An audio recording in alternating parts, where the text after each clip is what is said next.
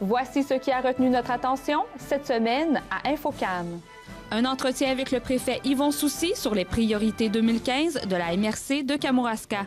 Le lancement du projet innovateur Notes et Bougeottes. La ville de la Pocatière invite la population à participer au défi « J'ai le cœur à ma station, je patine pour ma station ». Et en terminant, une entrevue avec l'humoriste Sylvain Larocque.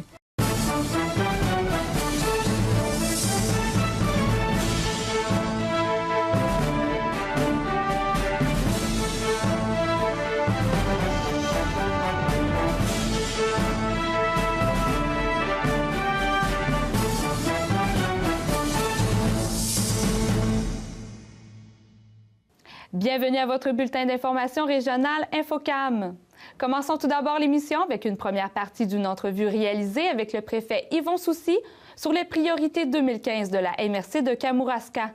Bien, le principal dossier, c'est la construction de l'édifice Claude Béchard. L'annonce avait été faite à l'automne avec le début des travaux là, sur l'aménagement du terrain, les fondations. Tout ça a bien été. Puis nos professionnels là, qui travaillent sur le projet, nos architectes et nos ingénieurs nous disaient que, dans le fond, le moment critique d'un projet, bon, c'est tout d'abord l'appel d'offres. Est-ce que l'appel d'offres va sortir au prix qu'on avait estimé? Puis par la suite, c'est vraiment les fondations, parce que parfois, il peut y avoir des surprises lorsqu'on fait l'excavation. Puis on le sait que ici, on est quand même dans des sols un peu plus argileux. Donc, puis après, là, un projet, bon, les surprises, on peut dire, qu'on pouvait avoir, là, normalement, sont derrière nous lorsque ces deux étapes-là sont passées. Pour ce qui est de l'appel d'offres, on avait eu une bonne nouvelle parce que la soumission la plus basse était plus basse que les estimés de nos professionnels, donc quand même beaucoup plus basse. Puis aussi, ben, au niveau des fondations, tout a bien été. Là, actuellement, les travaux sont arrêtés, mais vont reprendre bientôt, à la mi-février. L'entrepreneur attend après les éléments de structure parce que on avait privilégié une structure en bois, mais compte tenu des risques sismiques ici, dans la région où l'on se trouve, il a fallu, en fait, que les professionnels ajoutent de l'acier. Donc, c'est des éléments qui vont s'imbriquer là, les uns avec les autres, qui devraient arriver là, bientôt. Puis, à la mi-février, les travaux vont repartir. Ce qui fait que ça nous occasionne un retard sur l'échéancier prévu là, pour la livraison de l'immeuble là, environ d'un mois. Donc, c'est pas très critique. Là, donc, ça va bien.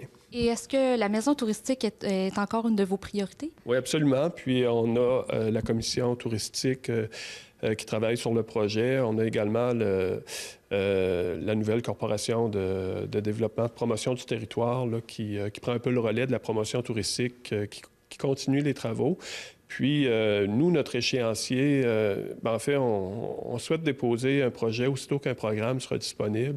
Puis, on aimerait là, que le projet puisse se concrétiser en 2016. On le sait que la maison actuelle, le lieu d'accueil, date là, quand même de plus de 25 ans. Il n'a peut-être pas nécessairement été construit en fonction des intempéries là, qu'on retrouve dans ce coin-là. Donc, l'actuel lieu d'accueil, là, donc, nous a rendu des bons services, mais il faut vraiment penser à le remplacer.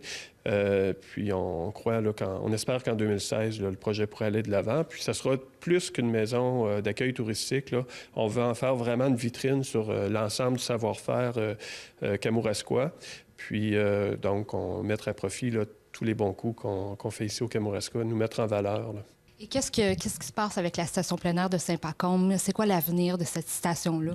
Bien, la station plein air, malheureusement, là, a dû interrompre ses activités pour cet hiver.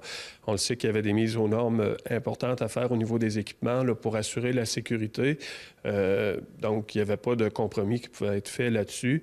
Les délais étaient trop courts aussi, puis il y avait toute la question de la recherche du financement. Là, il y a un comité de travail là, qui est à l'œuvre depuis un bon bout de temps.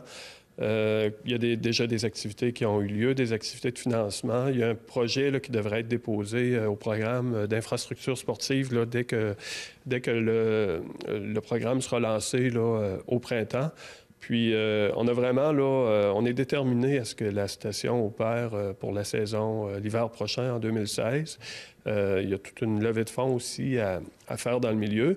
Puis, c'est quand même un projet là, qui est accessible. On parle actuellement d'un projet peut-être de 700 000 $ avec une possibilité d'aller en chercher 50 % au niveau du gouvernement du Québec. Puis, le reste, là, par une campagne de levée de fonds dans le milieu d'environ 350 000 $. Donc, on pense qu'il y a eu des campagnes de levée de fonds dans le passé ici là, qui ont été à ce niveau-là et même beaucoup plus, puis qui ont réussi. C'est de s'y mettre, là, puis d'espérer également que le gouvernement sera au rendez-vous. Mais ça, on le sait que M. Morin, notre député, en a fait aussi une priorité. Donc, on pense qu'à ce niveau-là, ça devrait bien aller. Alors, j'ai ma collègue Marie-André Dupéré qui est ici en studio pour nous présenter 3 reportages cette semaine. Donc, bonjour Marie-André. Bonjour. Le premier reportage, Notes et bougeottes. Oui, donc le lancement du projet qui s'est fait la semaine dernière en conférence de presse, Notes et bougeottes qui suscite beaucoup d'enthousiasme auprès des différents collaborateurs. Donc, la table de concertation en action pour les moins 9 mois, 5 ans. On va voir le reportage à l'instant. Notes et bougeottes, c'est un projet d'éveil musical qui s'adresse à des jeunes de 3 à 5 ans. Le projet en tant que tel, c'est un maillage entre un enseignant en musique et une éducatrice au niveau des CPE, soit en milieu familial en installation et aussi là, avec la maison de la famille, il y a un maillage qui est fait. Monsieur Landry, quelle est la contribution de l'École de musique des Trois-Maisons au projet Notes et bougeottes? La contribution de l'École des Trois-Maisons est en fait, l'école est chargée de projet, donc s'occupe de la coordination, s'occupe de la formation et de l'encadrement, finalement, de toutes les activités qui vont avoir lieu au cours du projet. Et quel est son objectif premier? En fait, on veut utiliser la musique pour développer le langage chez les enfants de 3 à 5 ans. Ce qu'on veut faire principalement, c'est de former les éducatrices, dans le fond. On va pas nécessairement... on va travailler avec les enfants aussi, mais ce qu'on veut essentiellement, c'est de former les éducatrices pour qu'eux deviennent outillés à utiliser les notions musicales afin de développer le langage chez les enfants. Donc, dites-moi, qu'est-ce que ça représente pour vous, le projet Notes et bougeottes? Bien, premièrement, un grand enthousiasme de la part du personnel éducateur pour recevoir, dans le fond, d'avoir un jumelage là, avec une enseignante en musique et qui vient directement faire des activités là, ensemble, directement auprès des enfants là, du CPE. Qu'est-ce que ça va vous demander concrètement? Bien, nous, on va libérer 3 éducatrices. Dans le fond, ça représente 3 groupes d'enfants où il va y avoir des jumelages là, à chaque semaine. Et c'est un projet qui va se faire sur une durée de combien de temps? Bien, 10 semaines. Chaque période d'activité représente environ 30 à 40 minutes d'intervention directement auprès du groupe d'enfants. Ça va mobiliser un petit peu de temps à l'éducatrice aussi pour se préparer, faire un contact aussi avec l'enseignant en musique. Mais sinon, après ça, nous, ce qu'on souhaite bien, c'est que l'éducatrice intègre au quotidien, dans le fond, les nouvelles notions, le réinvestisse là, à chaque semaine là, auprès des enfants, là, en dehors de la période précise d'activité. Quelle est l'implication du C3S de Kamouraska dans le projet? L'implication du C3S de Kamouraska est de fournir un orthophoniste pour le temps du projet. Ça représente environ 56 heures de temps d'orthophoniste où elle est complètement dégagée pour travailler avec les gens du milieu. Donc, la cause vous tenait à cœur quand même? La cause nous tient très à cœur. On a défendu depuis plusieurs années l'implication du C3S dans les différents organismes du milieu. On intervient beaucoup au niveau des personnes âgées avec, entre autres, encore l'École de musique. On a travaillé avec la salle André-Gagnon. Donc, notre intérêt, c'est de travailler beaucoup avec les gens du milieu parce que la santé, c'est pas simplement soigner les gens, c'est aussi de travailler avec eux dans toutes leurs sphères d'activité. Et le second reportage, Marie-André, c'est Carnaval à la Pocatière. Oui, donc un carnaval qui a lieu cette fin de semaine à la Pocatière, comme on le disait. J'ai rencontré, pour en parler, 2 dames de la ville de la Pocatière, donc des services récréatifs, qui nous font un peu là, la programmation de la fin de semaine et qui nous expliquent pourquoi ils ont décidé de s'impliquer dans la cause de la station plein air de Saint-Pacôme, parce que ce carnaval-là a aussi une vocation là, pour remonter la station. Très belle cause. On regarde ça. Donc, on parle aujourd'hui du carnaval à la Pocatière. D'abord, dites-nous, vous en êtes à la combienième édition?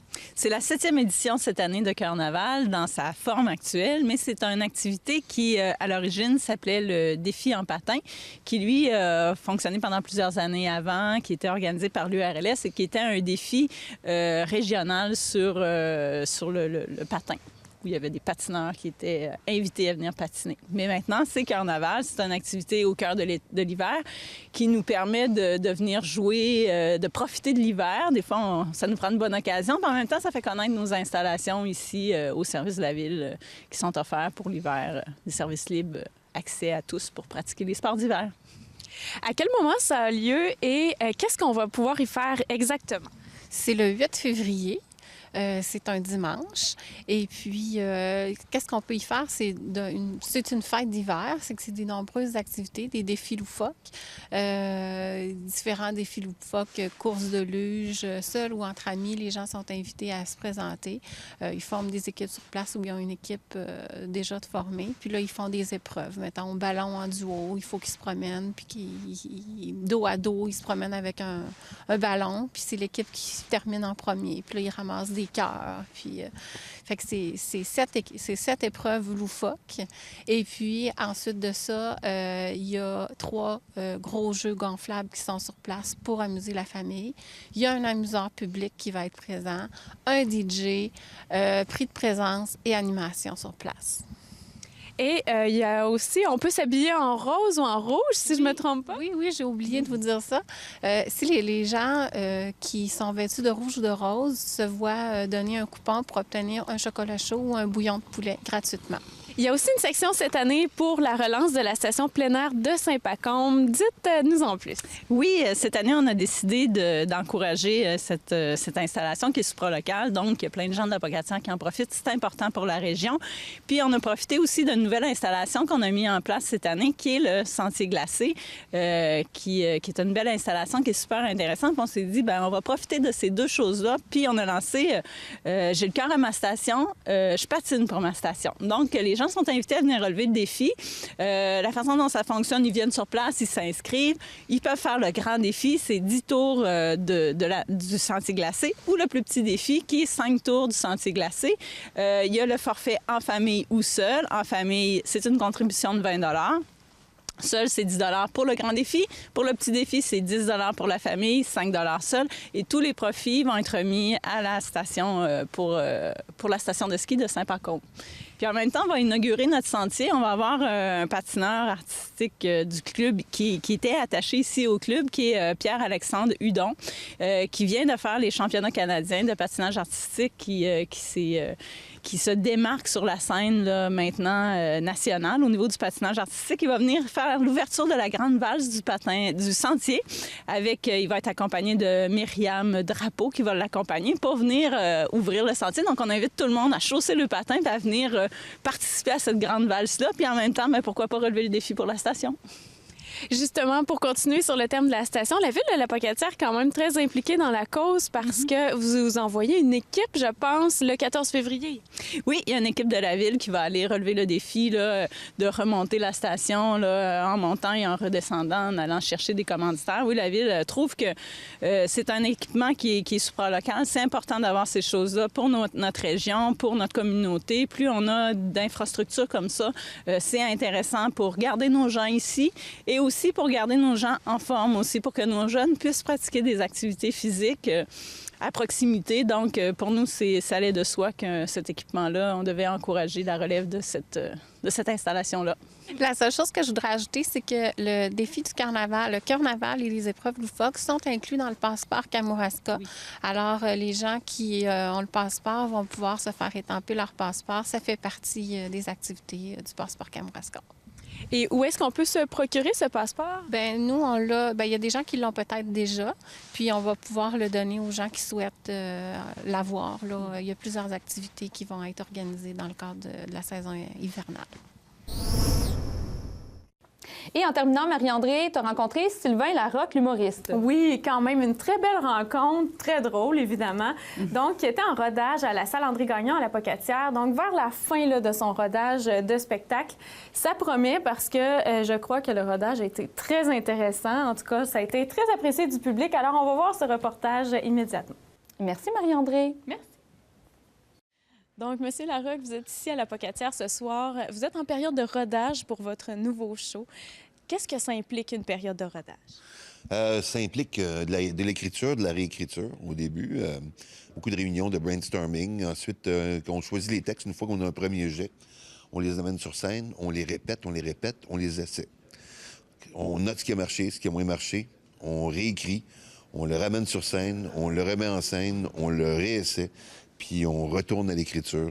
Donc, c'est un roulement comme ça. Puis à la fin, on peaufine de plus en plus précisément. Puis là, on est rendu à la virgule. On change des virgules, on déplace un mot, on change des intentions. Donc, on est rendu vraiment là, au peaufinage, le final du rodage. J'imagine que pour les spectateurs, c'est quasiment aussi intéressant voir la période de rodage que le produit fini. Bien, ça dépend. Le rodage, c'est une curiosité. C'est un peu comme du blooper. Tu sais, c'est comme... c'est de la même forme, le fun d'avoir ça aussi, parce qu'on voit vraiment l'artiste dans sa spontanéité. Parce que ça va arriver en rodage que des fois, je fais comme, ben, OK, celle-là n'est pas bonne, je ne la referai plus, tu sais, ou celle-là, je vais la retravailler, ou, pourtant, elle a marché hier, celle-là. Fait que, tu sais, il nous voit un peu déstabilisés.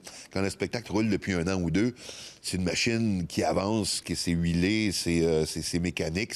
Même si on a l'air d'improviser, des fois, les impros sont placés. C'est des impros qu'on a trouvés en rodage, qu'on répète, qui sont pas vraiment improvisés, mais le public a l'impression que ça l'est. Fait que ça devient un monstre en soi.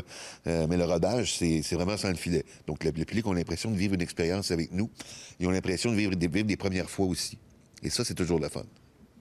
Qu'est-ce que vous préférez entre l'écriture et la scène? Les deux. Je préfère la scène, surtout. Mais que la scène implique de l'écriture aussi. Ça fait que quand je fais de la scène, j'écris la plupart de mon matériel. Donc, je préfère la scène. Parce que ça englobe l'écriture en plus. Donc, oui, la scène. Et le titre, Dans le blanc des yeux, à quoi on peut s'attendre avec un titre comme ça? Vous voyez, ça, là? C'est le blanc des yeux. Ouais, c'est pas mal ça. Ça ici, là, ouais. C'est un show très personnel. Il y a beaucoup d'opinions dans le show. Il y a beaucoup d'anecdotes, plus que dans mes anciens shows.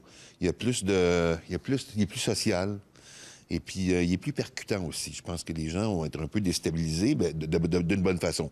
Je pense qu'il est très drôle, là, c'est sûr. Le mandat, il est drôle. On rit tout le long, mais on rit de façon différente de mes anciens shows. On rit pas... Il est moins intello un peu. Il est plus dans les tripes, il est plus dans l'opinion, il est plus dans le social, et on apprend plus à me connaître. Donc, oui, dans le blanc des yeux, parce que il n'y a pas de filtre. Et pendant combien de temps on peut s'attendre à voir jouer ce spectacle? Ça, c'est le public qui décide. Normalement, 2 ans. 2 ans de tournée au moins. Fait que, mais c'est le public qui décide. Plus ils vont vouloir le voir, plus on va être là longtemps. C'est vraiment à eux de décider. Et puis moi, je ne suis qu'une pute de public. Fait que je vais suivre. Un autre carnaval a aussi lieu en fin de semaine prochaine. C'est celui à Saint-Philippe-de-Néry. Voici tous les détails avec Jean-François Vallée et Nicole Dionne. Bien, il va se passer plusieurs activités parce que là, on se trouve en ce moment au club de ski de fond Bonne Entente de Saint-Philippe, que plusieurs gens connaissent parce que ça fait longtemps que ça existe. Et juste derrière nous, bien, il y a une piste de ski de fond, donc course de ski de fond. Ça, c'est l'après-midi que ça va avoir lieu, une course de ski de fond. Il va y avoir aussi... le matin, ça va avoir lieu. Et il y a aussi, si on regarde à droite, une piste de raquettes qui est sur le dessus des Cabourons, là, tu sais, des petites montagnes qu'on a ici. Ça va être une randonnée en raquettes familiale. En fait, n'importe qui peut venir. Le ski de fond, c'est plus compétitif, là. C'est vraiment une course, là. Puis on essaie de se dépasser, c'est un gros défi. Puis il va y avoir aussi de la glisse, là, descente en tube, là. Donc en chambre à air, en bon français. Mais un tube aussi, ça se dit. Et puis ça va être l'après-midi, donc chronométré par catégorie d'âge aussi. Et le midi, dîner hot dog également pour se nourrir, parce que quand on est dehors, on a faim, c'est pas long. En soirée, c'est le spectacle de Sébastien Laplante, alias Turtle, de son surnom, qui roule sa bosse depuis longtemps comme chansonnier dans la région ici, qui est très connu. Donc ça va être pour une modique somme de 5 $ pour ce qui est du spectacle de la soirée. Et il y a toutes sortes de surprises durant la soirée aussi. La glissade, c'est sûr que ça va attirer plein de jeunes ici même, mais c'est pas comme tel les jeunes qui participent moins, c'est peut-être des fois les ados qui sont durs à aller chercher. Donc, on s'est dit, on va les prendre là où ils se trouvent, c'est-à-dire à côté de l'église, on a notre patinoire, nous autres, à Saint-Philippe. Alors, ça va être un tournoi de hockey. Ça coûte 60 $ par équipe. Et c'est le prix que ça coûte habituellement quand ils en font, de toute façon, quand c'est pas officiellement dans un carnaval d'un jour, là. Et puis ça, c'est toute la journée, de 9 h le matin à 4 h l'après-midi. Donc, les équipes s'éliminent l'une entre les autres, puis ça peut être des gens d'extérieur aussi, pas juste de Saint-Philippe. Maintenant, on n'a pas parlé, le midi, il va y avoir un dîner hot dog ici et au chalet de la patinoire. Et puis le soir, on invite les gens à apporter leur souper pour manger ici, puis à faire réchauffer, puis manger tout en famille, là, c'est ça. Fait que c'est nouveau, on a décidé de faire ça. C'est ça. On voulait pas s'imposer l'organisation d'un gros souper, puis les gens disaient, bien, on va être la journée, fait que ceux qui veulent s'apporter quelque chose se le font réchauffer, puis on mange sur place. On a un poêle à bois ici, puis un four normal aussi, donc les gens peuvent faire réchauffer ce qu'ils ont fait ou se faire des hot dogs encore ou d'autres choses sur le poêle, donc il n'y a pas de problème. Est-ce que c'est la première édition d'un carnaval à Saint-Philippe de Néry? Le carnaval, c'était une tradition parce que moi, au comité de développement, j'écoutais les gens parler avec nostalgie des carnavals qui ont existé pendant une dizaine d'années, je te dirais de 1990 à 2001 à peu près. Puis moi, je suis pas un gars qui tournait vers le passé, tu sais. Je tiens compte du passé pour me tourner vers l'avenir. Fait que je me disais, je veux plus qu'il parle du passé, je veux qu'il parle des activités qu'on fait maintenant. Fait qu'on reprend le concept d'un carnaval qui durait à l'époque sur 4 fins de semaine.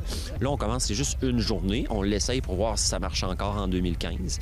Puis on verra l'année prochaine peut-être pour bonifier, parce qu'il y a toutes sortes d'idées qu'on pourrait ajouter l'an prochain, comme avoir, je sais pas moi, élire une reine, avoir des duchesses, tu sais. Ça viendra peut-être si les gens embarquent, mais on tient à dire que, étant donné que c'est une première depuis longtemps, bien, il faut que les gens nous prouvent qu'ils ont envie que ça se refasse. Donc, vous commencez en douceur, puis peut-être recréer les carnavals d'antan. Probablement, c'est ça. Si le monde répond bien, on pourra greffer d'autres choses, comme on dit, puis peut-être le faire plus que sur une fin de semaine ou sur une journée, là, mais ça va être à voir. Hein? Je voulais dire aussi qu'il y a quand même un petit tarif pour les activités sportives, comme le ski de fond, c'est 5 $ que ça va coûter. La glisse, c'est 1 $ parce qu'on se dit c'est pour les enfants puis on veut qu'il y en ait plein qui viennent. Mais l'idée, c'est pas de faire des profits, c'est que cet argent-là est redonné en prix aux gagnants. Donc, la cagnotte que ça compose, là, c'est des prix pour premier prix, deuxième prix, troisième prix. Donc, c'est pour ça qu'il y a un petit coût là, d'inscription, quand même. Parfait. Puis il y a aussi une autre activité qui s'en vient. La Saint-Valentin n'est pas mise de côté ici à Saint-Philippe. Qu'est-ce que vous proposez? Oui, bien c'est ça. C'est un souper à fondue. Puis ça peut avoir l'air banal peut-être, parce que dans certains villages, ça se fait depuis longtemps. Ça s'est sûrement déjà fait ici, mais ça fait longtemps que ça ne s'est pas fait encore une fois. Puis là, on s'est dit, bon, pourquoi ne pas en profiter? Tout le monde est encabané au mois de février, puis ça fait une belle occasion, d'autant plus qu'on a perdu notre restaurant à Saint-Philippe, on n'a plus de restaurant. Donc, c'est une façon là, de se rassembler, puis on a une centaine de billets en circulation au coût de 25 $. Il va y avoir un potage, donc la fondue, ensuite des salades, des crudités, gâteau forêt noire comme dessert, une petite coupe de vin incluse, puis après ça, c'est le bar aussi, service de bar là, durant la soirée. Et c'est pas une soirée seulement au couple, hein? C'est à toutes les personnes qui sont célibataires aussi. Hein? Bien, c'est sûr que je dis toujours, s'il y a des amoureux dans la place, quand je passe dans les maisons pour vendre les billets, c'est surtout pour les amoureux, mais bon, les autres sont bienvenus aussi, il n'y a pas de problème, parce qu'on peut aussi rencontrer quelqu'un lors d'un souper fondu. Nous vous proposons, en terminant la programmation du Ciné-Club Hiver 2015, du cinéma Le Scénario avec Marie-Josée Danjou. Alors, on a toujours un choix de 5 films pour l'hiver, donc des films d'auteurs, des films d'autres pays, pour les gens qui veulent découvrir un autre cinéma. Alors, en février, le premier sera commencé au moment de la diffusion, mais le deuxième, c'est Gemma Bovary, et c'est une comédie avec Fabrice Lucchini, donc une belle sortie pour la Saint-Valentin, pour ceux qui veulent inviter leur dame, et c'est un film de Anne Fontaine. Ensuite, on va poursuivre avec 2 jours, 1 nuit, qui a été écrit et réalisé par les frères Dardenne. C'est un drame et ça met en vedette Marion Cotillard et qui a notamment une nomination aux Oscars comme meilleure actrice pour son rôle dans le film. Et c'est une femme qui risque de perdre son emploi. Puis elle va tout faire dans une fin de semaine pour convaincre ses confrères et consoeurs de travail de l'appuyer dans sa démarche. Donc, de refuser une prime pour qu'elle puisse garder son emploi. Donc, c'est intéressant, ça peut donner des idées, ça? Oui, bien, en fait, c'est un bel exemple de détermination et de courage aussi. En avril, on va poursuivre avec le film Whiplash des États-Unis et c'est un drame écrit et réalisé par Damien Chaviezel avec Miles Teller en vedette. Ce film-là a remporté 5 nominations aux Oscars, dont meilleur film. C'est l'histoire d'un jeune batteur de 19 ans qui veut devenir une sommité dans son domaine. Lui, il veut jouer de la batterie et être le meilleur. Il est dans la meilleure école et va rencontrer un excellent professeur. C'est un film exaltant, je dirais électrisant, des interprètes incroyables. Donc, à voir absolument pour les gens qui aiment la musique. Je pense que c'est bien de voir le parcours de ce que ces gens-là doivent accomplir pour réaliser leur rêve et devenir les meilleurs. Donc, également, le prix a gagné le prix du public à Sundance en 2014 et le grand prix du jury également à Sundance. Donc, c'est un film de bonne qualité. Et on va terminer la saison avec Monsieur Turner. Et c'est l'histoire les dernières années de l'existence d'un peintre britannique renommé. C'est une histoire vraie. J.M.W. Turner qui a vécu à la fin du 18e siècle. Le film est aussi en nomination aux Oscars cette année. On a des films avec plusieurs nominations. C'est un film réalisé par Damien Chazelle avec Miles Teller. L'homme qui fait le peintre, on l'a souvent vu dans des films, dans des rôles secondaires. Il a gagné à Cannes le prix de l'interprétation masculine et également un prix dans le cinéma européen. Donc, c'est un très beau film pour les artistes aussi, les gens qui font de la peinture. C'est intéressant de voir aussi sa démarche. Donc, c'est les 4 films qui sont pour la programmation du Ciné-Club.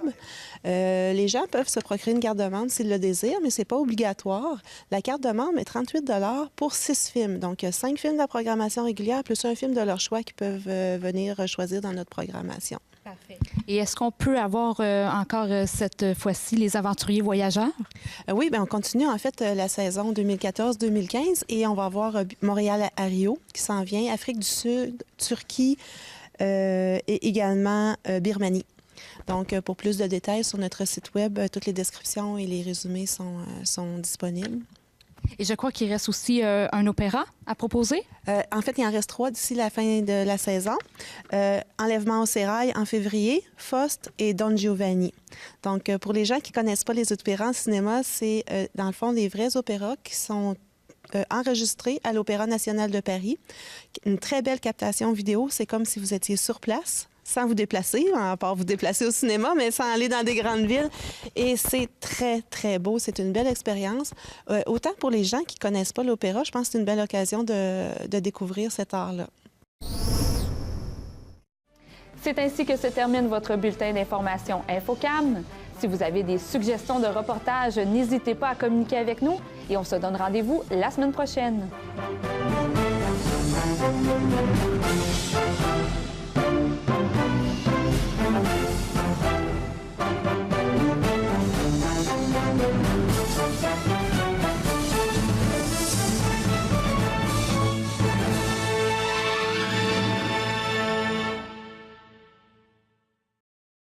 Mallette de Saint-Pascal est fière d'être associée à cette émission. Mallette, 470 Avenue Chapelot à Saint-Pascal, 88 492 3515. LC Productions est fière d'être associée à cette émission.